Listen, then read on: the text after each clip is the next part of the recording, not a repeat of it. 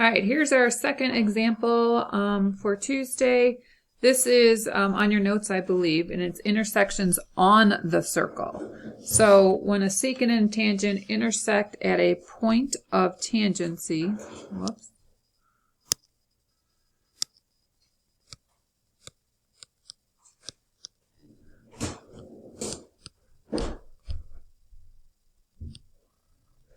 Then the measure of each angle formed is half of its intercepted arc.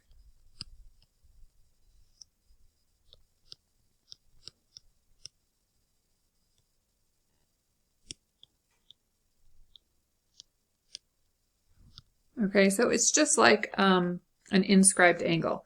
It's just that what's making up the inscribed angle is a little bit different. Okay, so for example, if I wanted to find the measure of angle ABC, it would be equal to 1/2 the measure. Here's ABC, ABC.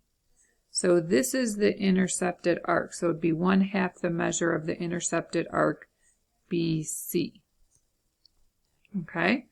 Now if I wanted to find the measure, let's say, of angle DBC, it's going to be 1/2 its intercepted arc. And if you look here, DBC, B is the vertex, of course. The intercepted arc is this major arc. So it's going to be 1/2 whatever that intercepted arc is, and that is arc E or BEC. That's a major arc, so we use 3 letters. Okay? All right, so here is a secant and a tangent. This is the secant again. I lied. This is the tangent. I'm sorry, it touches in one place. The secant touches the circle in 2 places. So here we have some angles made.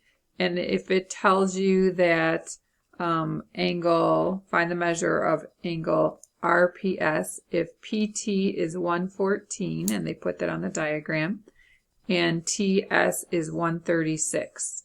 All right, so we have 3 parts of this circle, and the circle all the way around is 360.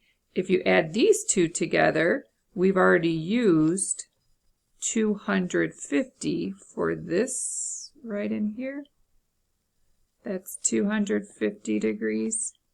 So that leaves for this part 110. Okay? So if you were asked to find the measure of angle RPS, RPS is right here. It's going to be 1/2 its intercepted arc of 110. And that is 55 degrees. And this angle does look acute, like keep that in mind. That was the angle, this was the intercepted arc. All right, short and sweet.